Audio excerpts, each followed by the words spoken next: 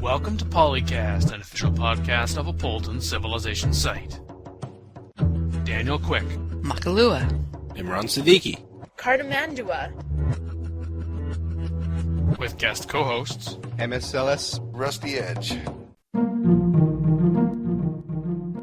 build the International Space Station. That should be worth a bunch of signs. yeah. What happened to all my gold income? Oh. You can use the ISS as a weapon when you don't want to pay money for its upkeep anymore. Just drop it on someone. Alright, let's align the International Space Station right over my biggest opponent's capital, and no more support. Wham! So, Doug, I see in your forum profile, last name of Smith. Is that alright to be saying on the show? Because it wasn't in your forum profile. I just knew your first name. It's alright for here, I guess. The rest of you use your real names, I imagine. And being Smith is anonymous enough as it is. Okay. You can try and find me on the internet, but it's pretty hard to find the right one. Doug Smith. Oh no, 5 million hits. It's kind of like that. I'll look for the Doug that talks about, I was on PolyCast, it was awesome.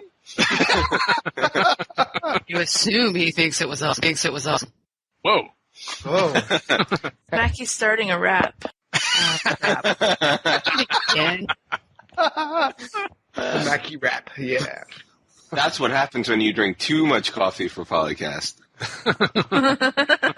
This is episode 61 with your host, Dan Quick. Say hi, Dan. Hi, Dan. Special guests, me, emeseles on the forums, Michael Lucas Smith, and all the awesome regulars, Makahlua. Hi, Mackie. Hello. Imran Siddiqui. Hi. Come on, even I can pronounce that. Mecca like a high, Mecca Siddiqui. Cartimandua. Hi. And very special guest, Doug Rusty Edge R. Smith. Hello.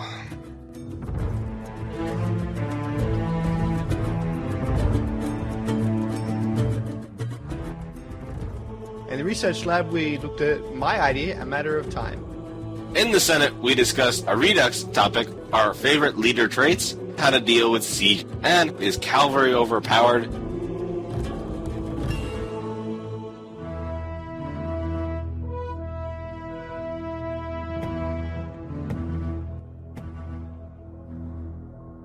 Come on into the research lab where we explore concepts that are not in Civ yet, but maybe in the future.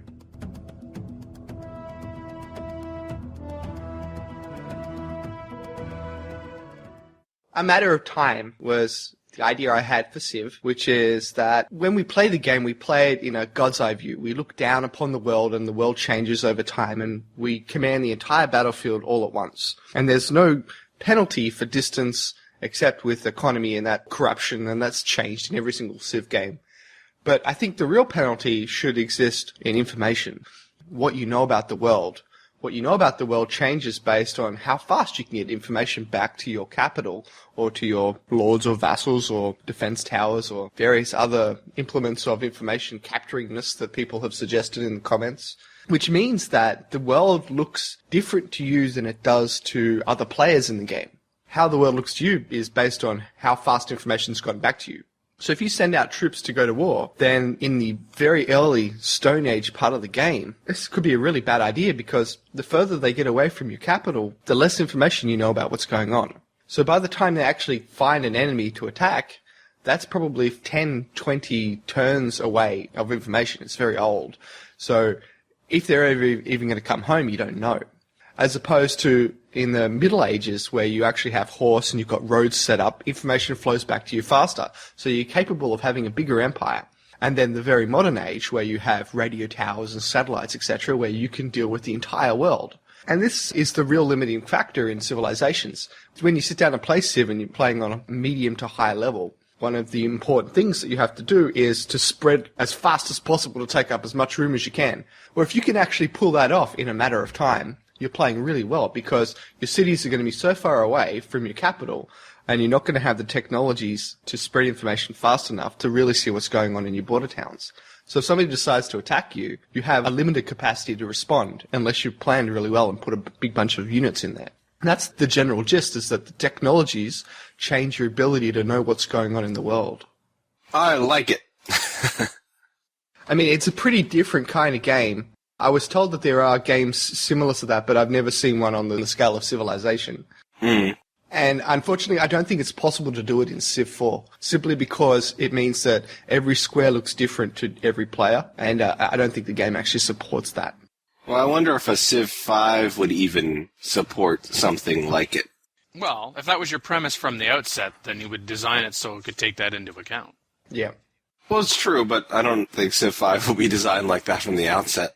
But, I mean, I really do like the idea. Issues, of course, the board would look different to every person. I guess what you could do is, I don't know if you were trying to make it into a Civ 4 or even Civ 5 mod, you could kind of temper that down a little bit and kind of add in kind of a fog of war. Maybe it's the same type of world map, but you could have something like a fog of war or whatever, and which would work in the ways that you're describing with time, whereas you only get information about a certain amount of your cities based on, whatever your governors tell you or something like that, and how long it would take usually to get that information. So maybe it'd be a different kind of fog of war. Not like what we have now, but something... A fog of time. A fog of time. I mean, I do think it'd be a very interesting type of situation. One of the big problems in ruling an empire back, 500 years ago or something like that, was you didn't know what was going on the extremes of your empire, and things would happen, and you'd find out about it sometime later, and you'd be like, wow. The War of 1812 was started between the U.S. and the U.K. because, of problems with communication over the sea. And one of the most impressive empires of its time was the Khan's Empire. Because it was just so big, and with such limited technology, very few roads that span the empire, mostly just controlled by a set of ethics spread by horseback. And those ethics weren't particularly ethical. Compared to the Roman Empire, which was controlled by road, basically. I think this is a really important part of describing civilizations in terms of how they grow and evolve and collapse, and different forms of government actually make sense at that point too, because when you have the ability to install lords in different parts of the country, they can make decisions on your behalf, and that was kind of the point, which essentially means that you get information faster. Yeah. And it would also mean that building forts would even make sense. Other than choke points. You can tie in, different governments could bring you information more quickly, which could make, another different civics could add to your knowledge as well as technology. I mean, of course, as you go across the tech tree, there'll be different techs that will give you quicker access to knowledge, but also civics could do that as well. Throughout history, one of the things that rulers have been trying to get their information quicker, because of course if you can do that, then you have an advantage over your opponent that you are fighting against or that you are trying to diplomatically outwit. Exactly. Take democracy, for example. Prior to our modern age, democracy was pretty much a death sentence for your civilization. Even though it was a great idea, it didn't scale.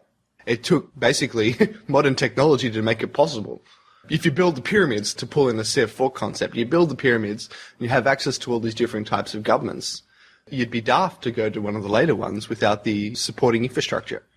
You would have a much greater emphasis on putting together a network of espionage and diplomacy, because this is how you would know what was even going on in other nations, much less your own. Oh, yeah. Embassies would actually be really useful. The first time you meet a civilization, they're going to be very small like you. And by the time you arrive with your stack of doom, they're going to be big like you. You can't just take the assumption that they're going to sit on their laurels and do nothing. You just don't know what's going on out there anymore. Barbarian nations rise, armies arrive on your doorstep. Your diplomatic lines and keeping an eye on everything going on is really important. Question. Would you be able to pull an Alexander the Great and go with your army and then have to get news back from home? Yeah, I think you should be able to. I mean, in Civ 4 you can move your palace, and it's meaningless in the game, basically. If you had a large empire in this variation, you would want to put your palace in the middle. All the information filters back that way.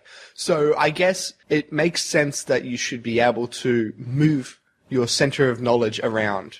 If you've got the old empire, which is fairly stable, and you're fairly sure no one's going to rock up on the backside of your empire until people start arriving in boats, then yeah, you'd probably want to shift your seat of power towards where you need it most. That's a very Caesarish thing to do as well, because Caesar went out and fought his wars. I wonder, though, on the idea, though, how would colonization to begin with work? Because if you have to wait for them to get you information, they would have to work differently, wouldn't it? Well, orders would have to be different in general. You would tell a unit, I want you to go and do this thing, right? And if he's all the way out 20 squares away from your palace and it's the Stone Age, and you tell him to do something else, you have to have the assumption that it's going to take a little time for that order to get to him. As well as you seeing that what he's done. So workers you would probably manage differently. Certainly soldiers you would manage differently. Yeah. And you would preempt a lot of things. It'd be a bit like playing diplomacy where you write down what you're going to do and then you do it as a group. Basically, you tell units what you want them to do and you hope that that's what actually ends up happening. There'd be a little bit more automized type of activity. Well, I don't think it's actually that different to now, except that when you tell a unit to do something, it's not immediate. And you're also going to have to be counting on if the AI is going to interpret what you tell it to do properly. That might be another little hurdle there. Yeah. I think setting a unit I worker to automate, probably not such a great idea.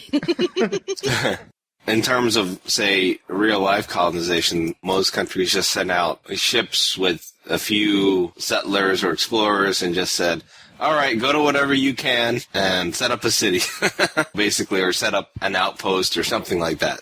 Perhaps in some ways there would have to be a little bit more automation in order to make it work better, because in some respects you might want, like say for colonizing, you might want them to get down to business and not have to wait for you to send a message back to them saying, okay, now you can get off the boat and you can make a city there.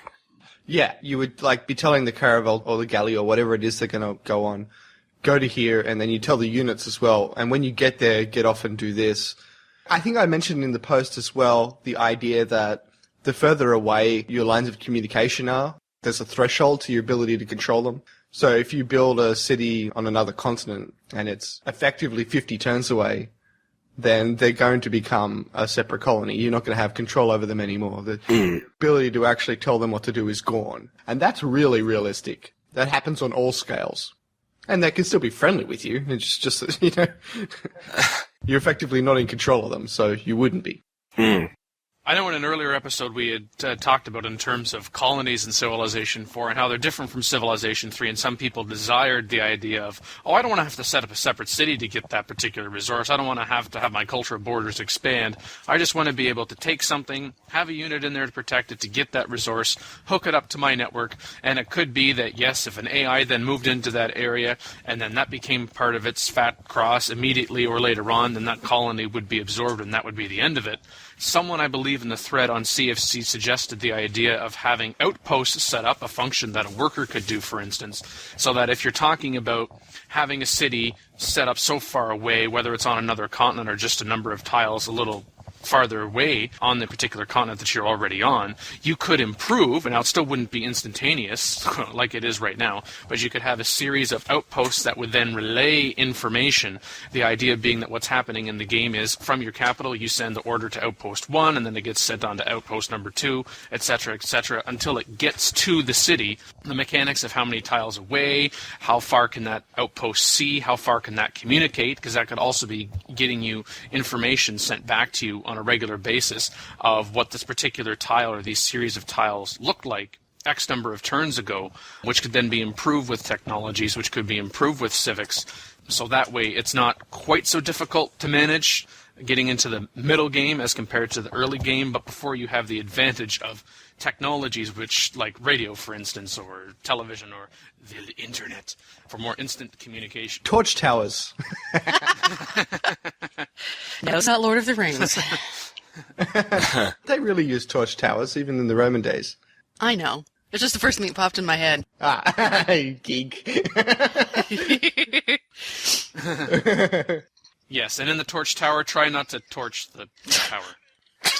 Random event, son of a... Your torch tower is torched. You cannot tell your units anything. Uh-oh. And later on in the game, you could still have those torch towers, but you'd have to buy some carbon offset credits. I think by later on in the game, you could use, more advanced communication techniques. Satellites. I think attacking somebody's infrastructure in this kind of game would be really interesting. If you decided to attack one of their cities that's on the outside of their empire, probably one of the first things you would want to do is cut off their means of communicating, right? Mm-hmm. They're going to get information back no matter what, but how fast, right? Yeah, cut off the roads and disable their ability to get horse, that sort of thing. Then suddenly information about that city's lost. It could be 20 turns later that you discovered you won the fight, but which is really embarrassing for the guy attacking. But that would be a really smart strategy. Even in the modern game, if you attack their satellites and you attack their radio towers, if radio towers were actually on the map and you attack them, this actually makes sense, I think. I'd like to add a different twist to this particular topic, which is the idea of posting on the forums. I was hesitant to do it, not having been much of a forum poster at all, even though this is like Apolyton. I find podcasting more exciting than forums. It was really good getting the feedback from CFC and Apolyton, and even on my blog, seeing people like the idea, and there was one guy who thought it was a crappy idea, but most people were really into it. So yeah, thanks everybody who commented. And if you've got a crazy idea for Civ, I recommend you sign up to these forums and post it on there and get some feedback. It's cool. Yes, sign up on Apolyton forums. That's right. I couldn't say that because I'm biased, being the owner, but I assure you Imran is not. Indeed, and never will be. But in all seriousness, this approach could help improve the later game, because some people say, oh, later game, it gets so boring, there's not as many interesting things happening anymore. Well, in the later game, you're going to be able to see more things that are going on. You will have it so that you don't have to be quite so reactive or take such big proactive steps that are a big gamble, right, that could really pay off or come back to bite you in the ass.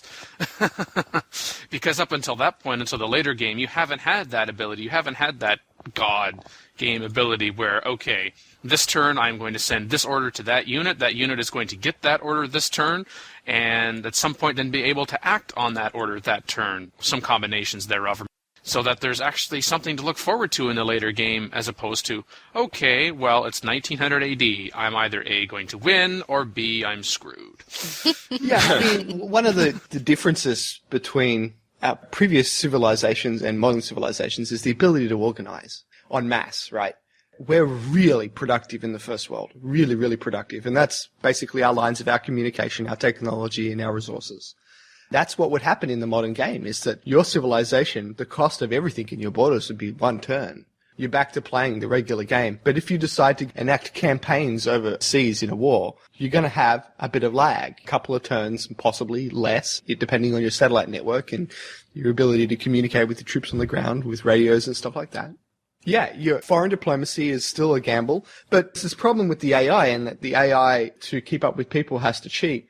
But that's only because you can see everything at once. You can affect the entire world in one go. If you're playing with continents and you can't actually just go and settle on their continent and take them over, because there's this time lag thing, then the only way you're ever going to get an opportunity to wipe them out is with technology, with the modern age. Can't just go over to a large empire on the other side of the world and just obliterate them effectively without the ability to communicate. So I think that gives the AI an actual chance of being interesting in the later game as well.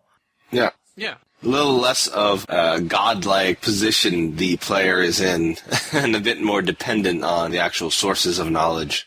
Yeah, like Mackie said, with the espionage as well. Especially in the later game, if you don't have spies everywhere.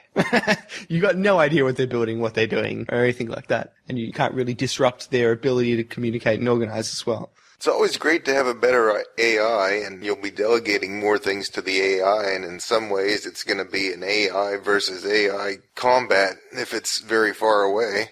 I agree with that, because that's the penalty of time, isn't it? It reminds me of when I used to play a hot seat game with about 8 teams, and they were all me.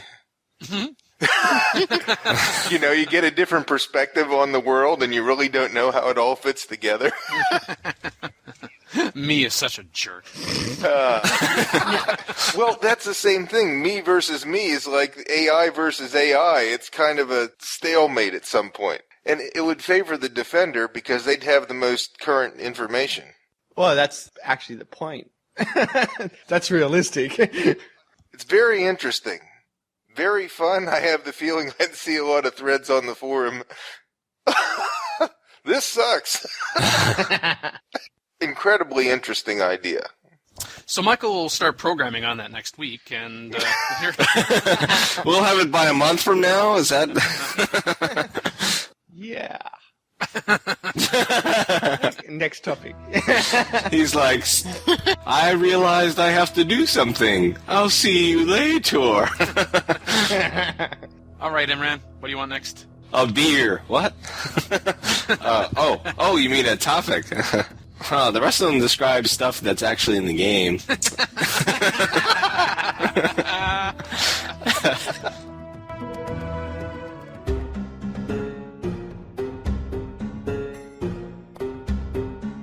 Welcome to the Senate, where we discuss game strategy.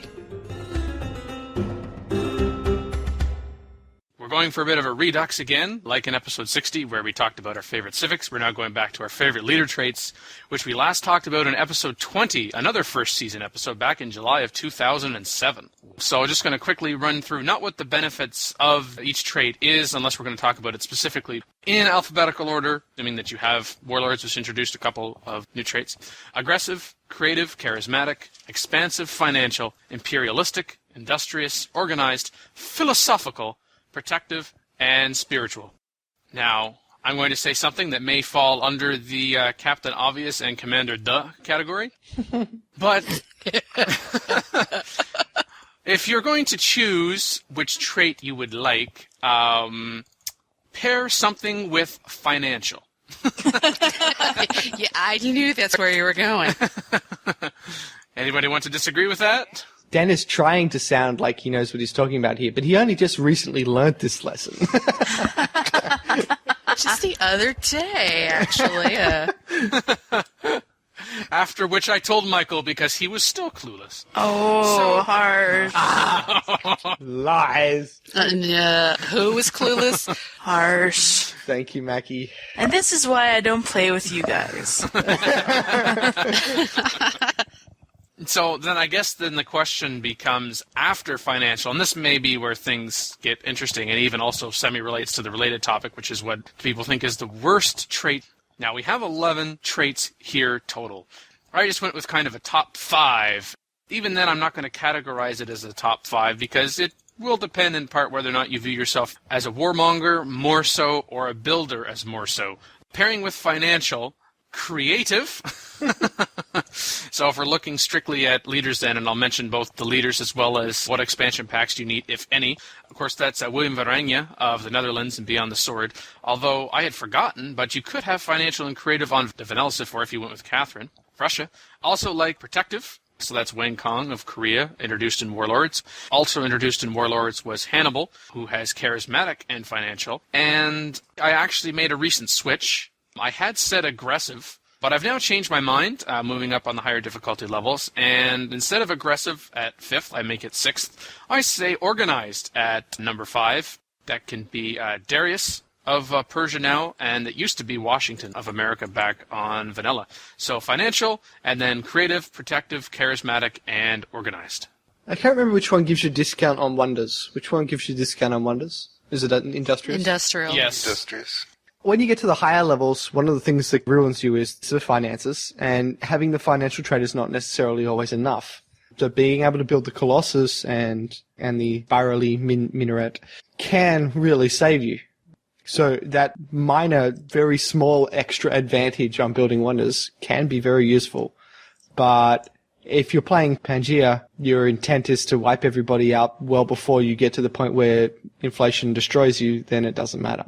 But if you've got continents, if you've got AIs over the water, you're in it for the long haul, You need to be able to have a stable economy for the entire game. And either capturing those wonders or building those wonders, yeah, that matters. Yeah, just capture that one city full of 20 wonders and raise your team score. On that same note, expansive, because it will also give you 25% faster production of workers. And it just allows you to grow faster because it also double production speed on granary, harbor, and you also get +2 health per city. So you can expand really fast, hence the name, without the expansive trait. Except for the financial effects. Yes. And you still can't expand as fast as an Emperor-level AI, unfortunately. Oh, dear. I'm afraid Annalee and I are going to be at odds. But first off, the 25% worker production point, that was introduced beyond the sword. Mm-hmm. Oh, okay. And the +2 health per city and the double production speed of granary and harbor, that was in vanilla. But I ranked expansive actually lower down on my list. Not so much because of expansive of itself, but because of what other ones bring you. Michael already brought up industrious because of the wonder production increased 50%. Financial +1 commerce on plots with 2 commerce, double production speed of bank. But it's +1 commerce on plots that I really like. Creative +2 culture per city. That's what I like. Yeah, there's double production speed of theater and coliseum. It's really the +2 culture. Protective, now that gives Drill 1 and City Garrison 1 promotions to both archery and gunpowder units automatically. There's also the double production speed of walls and castles, which definitely has an impact. And then Charismatic, higher difficulty levels, the +1 happiness per city, particularly if you are want for a religion. And yes, of course, there is the whipping factor that we've talked about before to help keep unhappiness down. And that's the big part of Charismatic. But then there's also -25% XP needed for unit promotions. And yeah, there's the +1 happiness for Monument and Broadcast Tower. But it's really the +1 happiness per city and then the -25% XP needed for unit promotions. And then why organized civic upkeep reduced 50%, which kind of goes towards inflation and your economy going down la chiture. El Crapper. And then, yes, there's double production speed of lighthouse and courthouse. And, of course, courthouse is also very beneficial in reducing your upkeep costs. But I'm sorry, Annalee. Ranking them out of 11, I actually have expansive at number 10. Ooh, awkward. Jump off a bridge. It's because we've turned him into a warmonger. If he was a builder, still a pure builder, he'd probably value it higher. Yeah, he's gone far right now. He needs to come back to the middle somehow. Somewhere. What are you guys doing to him? Oh, we're having fun. So is he, actually. I guess Michael would place Industrious in his top 5. Lee's top 5 is expansive. Yeah, financial, organized, charismatic, industrious, creative, maybe. All right, that's most of what on my list. You can be invited back. Okay. Yeah, except I disagree about protective. Those civs are just annoying. When you go to wipe them out, yeah. No. That's why you become one of them. Sitting Bull in particular, gimme. Are you going to start singing ABBA now? Well, I don't know. No. I'm not well versed on ABBA. I didn't know that was a song. Yeah, I tend to agree that creative and defensive traits, they're beginner traits. You don't need them, and they don't ultimately give you that much when you're playing a bigger game. There's nothing that you can't do yourself, basically, so you may as well not have accepted them as a leader trait. Yeah, you could do it yourself, but why not let the trait help you? Shall we then discuss the worst trait? I think aggressive is the worst one. Being aggressive has nothing to do with having the aggressive trait. Protective. I hate it. No. Protective is great. Sorry there, Doug. Protective isn't even on the freaking poll. Well, I know. That's why I had to bring it up. It wasn't even on the poll for worst, because it goes without saying, right? Oh. As I said, Doug, why don't you just start playing as a protective, someone who has protective, and then you'll like it. See? I solved your problem. Moving on. Okay.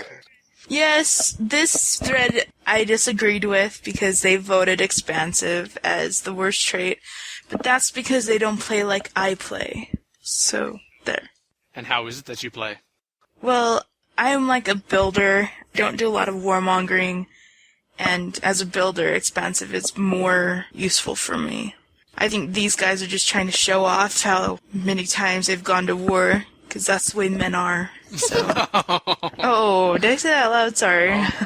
It's all right, but, sometimes you got to go to war to get that wonder that they stole from you. Oh, that's different. That's called revenge. That's different.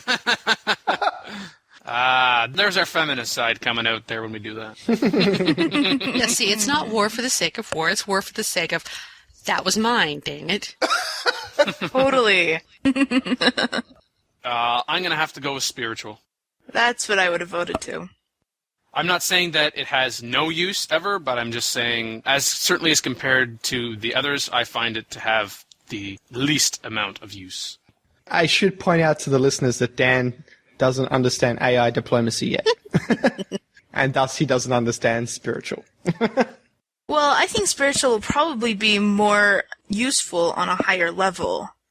Well, I wouldn't agree with that. Sometimes I think Ramsey's almost overpowered when you start going the religion and wonder route. People like you when they share your religion. Well, that's fine. I don't need to have the spiritual trait to go along with that. I could. If you want to not get destroyed by a giant AI next to you, you need to be able to swap to their religion without wasting time in revolution, and changing civics to match as well, and then changing back again. That revolution time, getting rid of that's a big thing in the higher levels. Being able to please everybody around you all the time, so that whatever they demand, you can give them. And that gives you the time to build up and become powerful enough to wipe them out. Well, I don't play on the higher difficulty levels. I'm in the middle of the road, so it's not as critical, see? Yeah. Yeah. Context. The How to Deal with Siege. Zyder posts, a thread on siege weapons made me consider this idea. Perhaps siege are not overpowered, but rather, perhaps their counter-flanking is underpowered. Then he goes through a number of cases, and they get debates on the various ways to defend against a siege-heavy stack of doom. And enter Artichoker, who, if you go through and read all his posts together, makes more sense than reading the thread post by post and having everybody give you their impression of what he said. Maybe a lot of threads really work this way. Zeter, in his opening post, further to what you were saying, saying when you see a stack of doom in the late to early game, do you hunker down in the cities, count on defensive bonuses to serve you best, option A. Option B, engage the enemy stack of death in the field, mainly relying on counter-siege. Or C, engage enemy stack of death in the field, mainly relying on counter-flanking of the siege with horse archers. And he comes to the conclusion that B is the quote-unquote no-brainer. And further, if there are mechanisms or such that case B and C were highly competitive and dependent on situational circumstances, then I'd have to say that siege was not overpowered.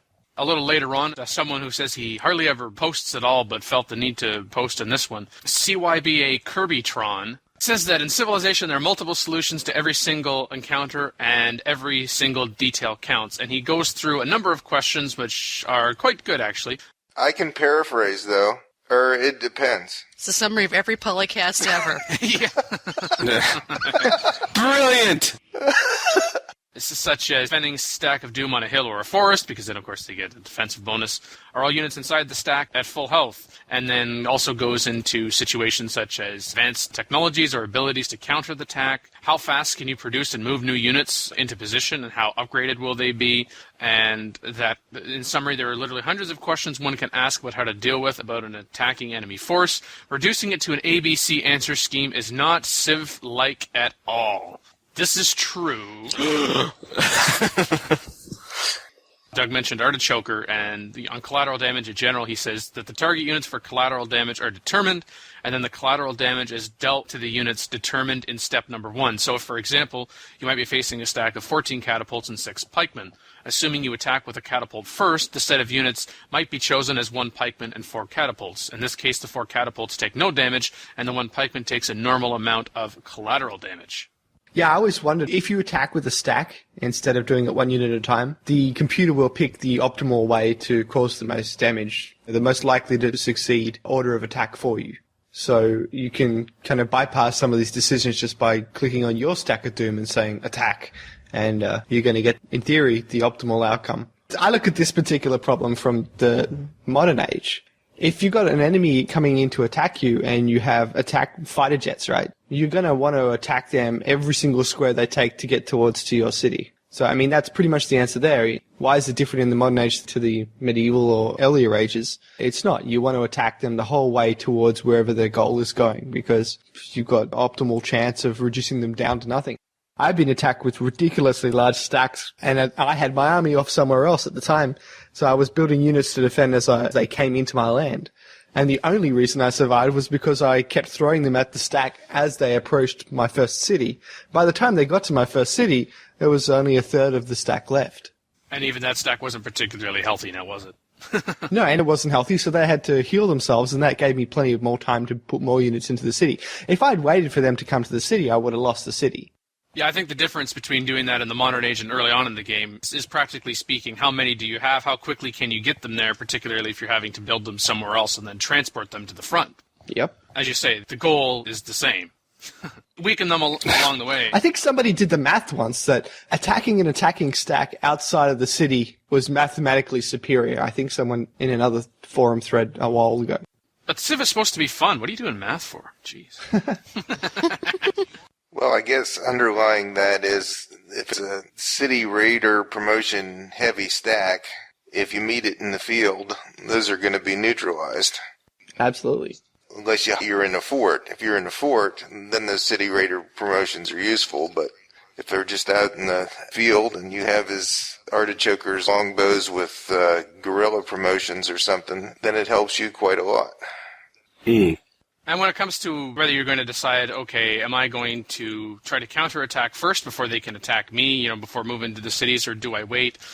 I often use which causes delays sometimes in multiplayer games, and some people get annoyed, but that's the way it is. What I'm often doing is, okay, I think I'm going to take this unit, I'm going to attack that unit. What are the combat odds? I'm looking at not only the percentage, but I'm also looking at, okay, I get plus this percent because of this, but they've also got plus percentage of that. And so that can also help you determine what it is you're going to do in a particular situation. I do that too, Dan, but I do it quickly.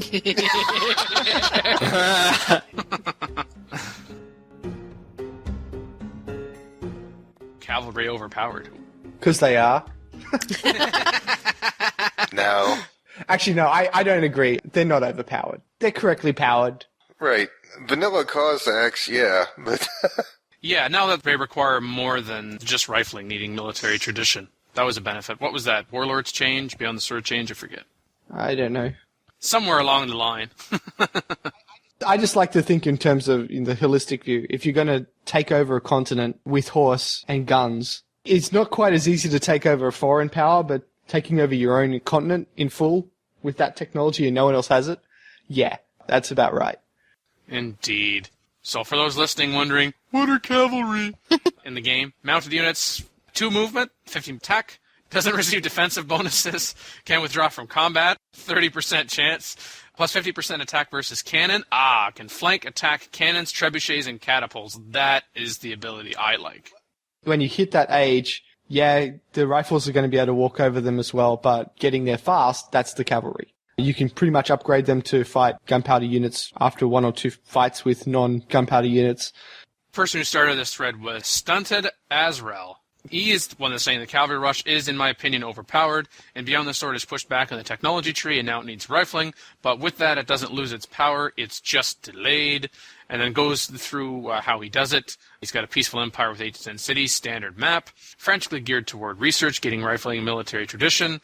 After the needed techs are required, switch to nationhood and theocracy, upgrade knights or the cuirassiers, start drafting rifles, and then with cavalry, I'll overrun any neighbor, no need for spies or siege.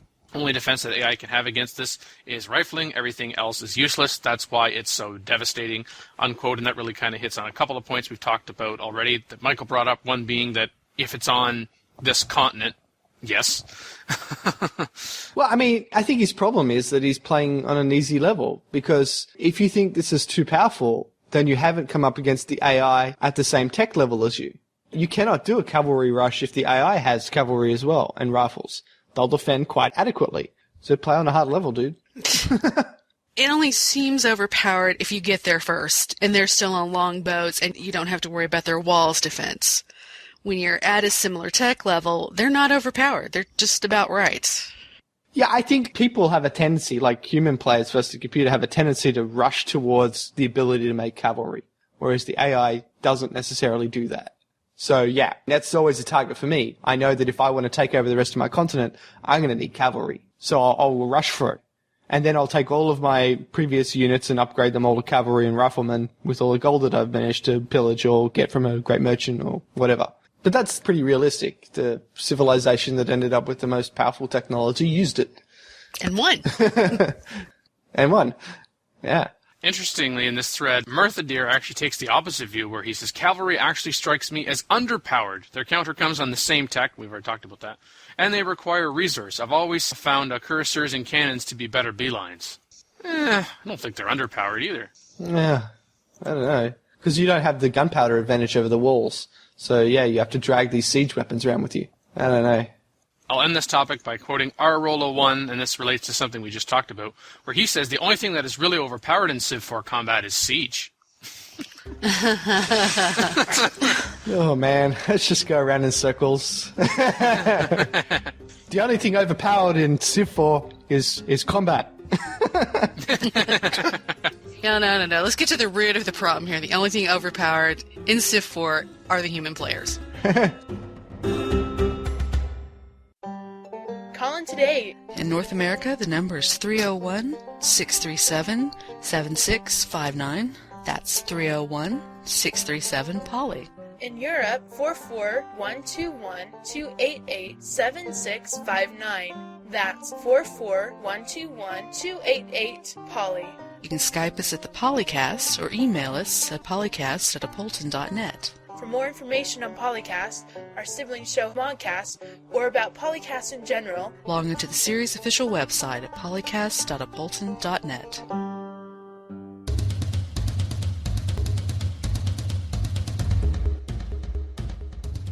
Gothic Empire post on CFC. Basic civilization definitions. What things in civilization really mean. Like if you send a scout to auto-explore, it basically means summons a bear. Building the Great Wall, unknown. The AI always constructs it one turn before the player.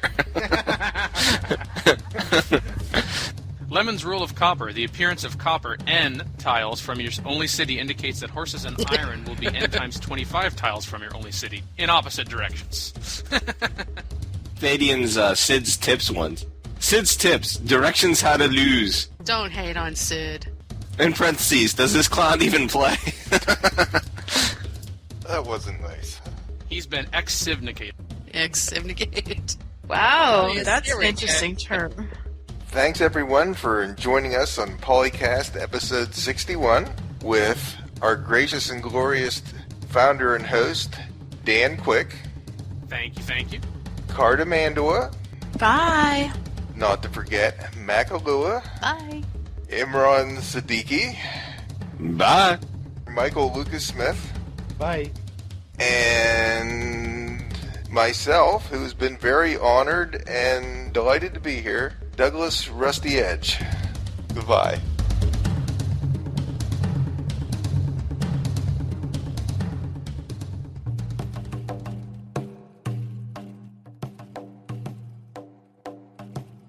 Yeah, we're going to give you some tips on how to set up a username later.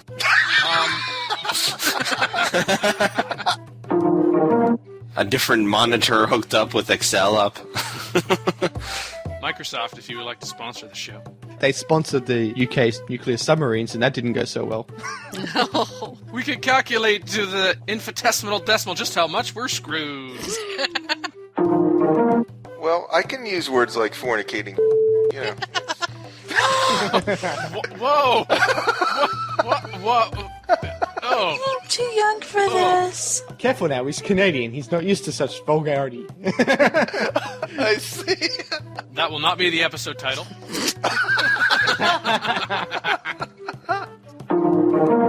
Michael, this is the third time you've guest co-hosted on the show.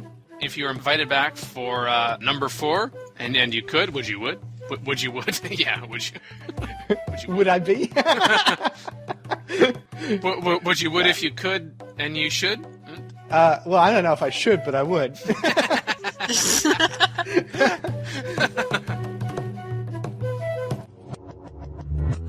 Record date January 24th, 2009. Civilization 4, Warlords and Beyond the Sword sound clips. Copyright Take-Two Interactive. Copyright 2009, Apolyton Civilization Site at apolyton.net.